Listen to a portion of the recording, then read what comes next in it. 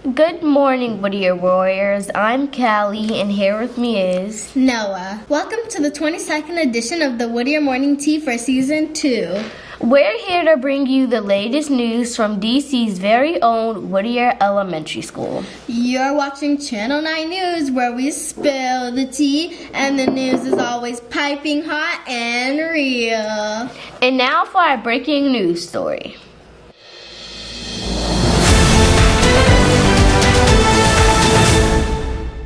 Good morning, Whittier Warriors. Welcome back to another exciting episode of the Whittier Morning Tea. I'm Madison. And I'm Noah. Today we have a very special guest joining us, the talented author behind the beloved book series, A Young Economist Guide. Please give a warm welcome to David Mills. Thank you. Thank you so much. You guys have a great thing going with this production, and I'm honored and happy to be here. Thank you for coming.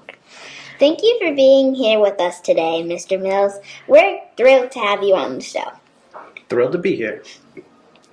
Let's jump right in. Your book series, A Young Economist Guide, sounds like a fantastic way to introduce economics to children. Can you share with us what inspired you to write these books? Yes. So the story begins in 2008 when I was a Peace Corps volunteer in Cameroon in the Small Enterprise Development Program.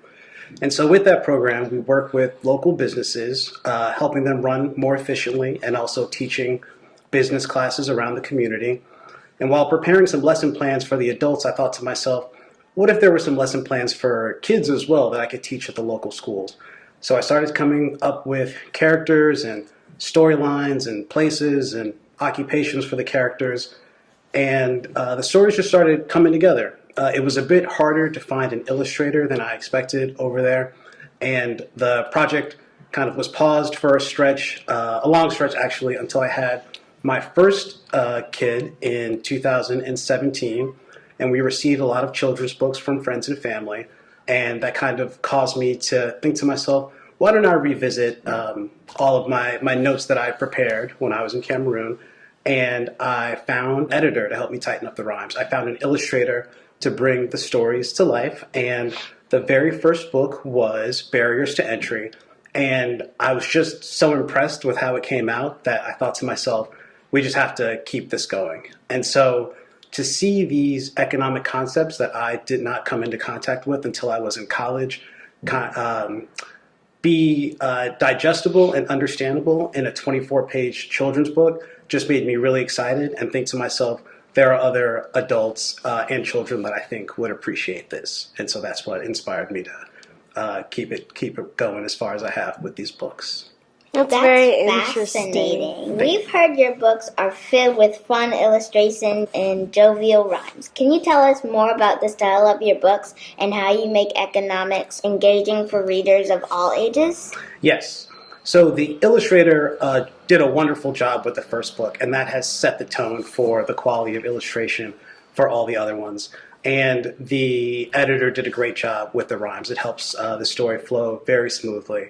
And in terms of the style of the books, all of the storylines are based in one town, and so the various characters repeat again and again in the different books because they have one occupation and they just show up in various stories. So after a few stories, the reader becomes familiar with the players in the book, the characters, and I think that helps keeps readers engaged because they don't have to figure out who is who every time they start a story. And the stories are laid out in a way that there's a business owner or a customer that comes, that runs into a dilemma or a problem that needs to be solved. And so the storyline just kind of lays out the problem, kind of shows the rising action until the climax when they solve the issue, and then there's a resolution to the story, and I think that helps keeps readers engaged as well. That's amazing. It's incredible how you've made complex concepts accessible to everyone. That's really impressive. We know your books are suitable for both emerging and advanced readers. Could you share some of the themes and lessons readers can expect to find in your stories?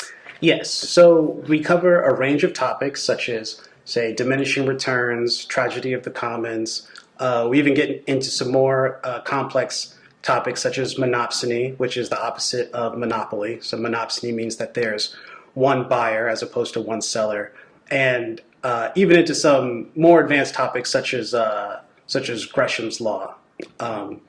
And the one theme that I would say that carries throughout the books from story to story is that if you are a business owner and you keep your customers first and take care of your employees and treat your business partners well, that in the end, things are going to work out in your favor.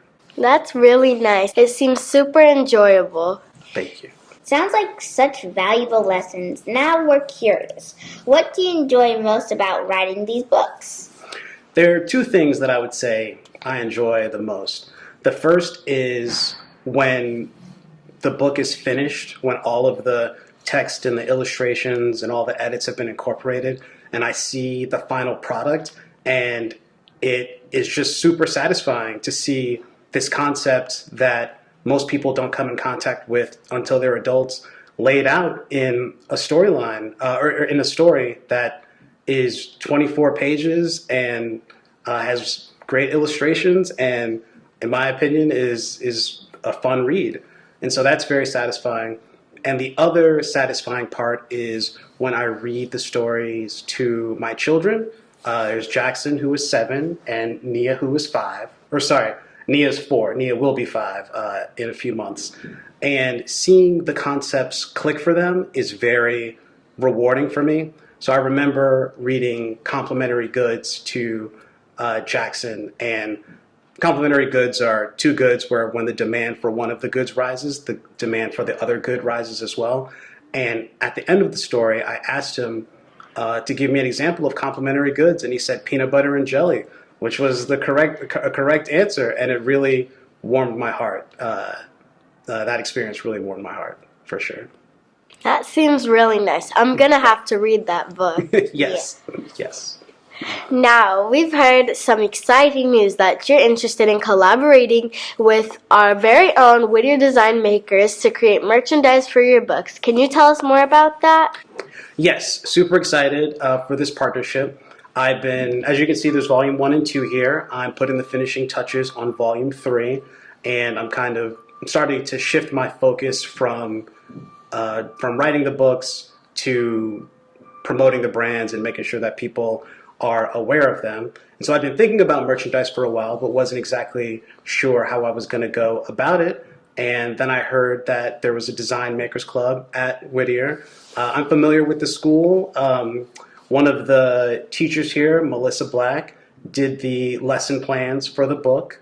And I walk by this school very often when I go for walks. I usually walk up to the tennis courts at the Tacoma Rec Center. And so I have some familiarity with the school.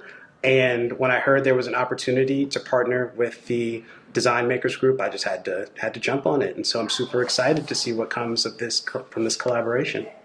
We're very excited to collaborate. Thank you. Me too.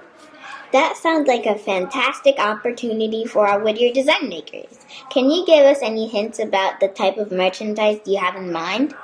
Yes. So to kick things off, I'm thinking that merchandise that can increase visibility would be the best. So what comes to mind initially are t-shirts and sweatshirts and tote bags and maybe water bottles, just something that will be out and about and could spark a conversation between students and parents and teachers is ideally what I'd like to start with. And of course, we got to do bookmarks. Since these are books, we got to do bookmarks for sure.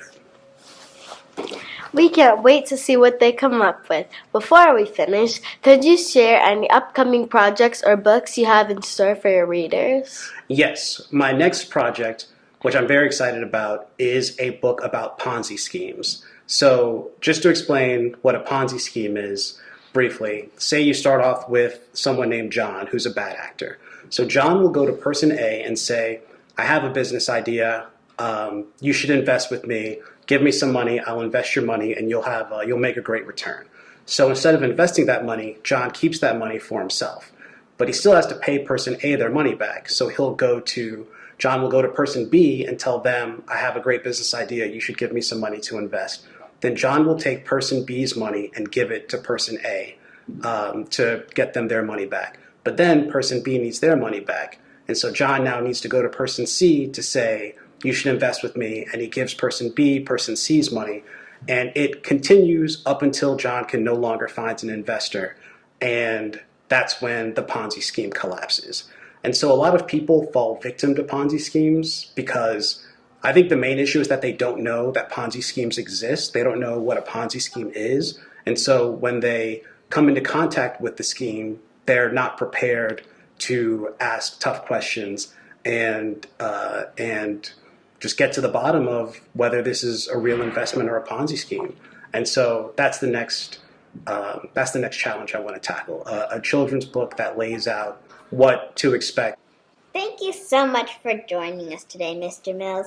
It's been a pleasure learning about your wonderful books and potential collaboration with our students. It's been a pleasure having you here, Mr. Mills. We appreciate you coming over to our school, Whittier Elementary School.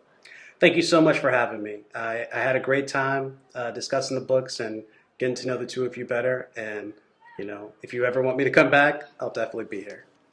I'm Noah. And I'm Madison. Signing off. That's all the news we have for today. Be sure to tune in next week for another edition of the Whittier Morning Tea, Where we spill the tea and the news is always piping hot and real. I'm Noah. And I'm Callie, Signing off.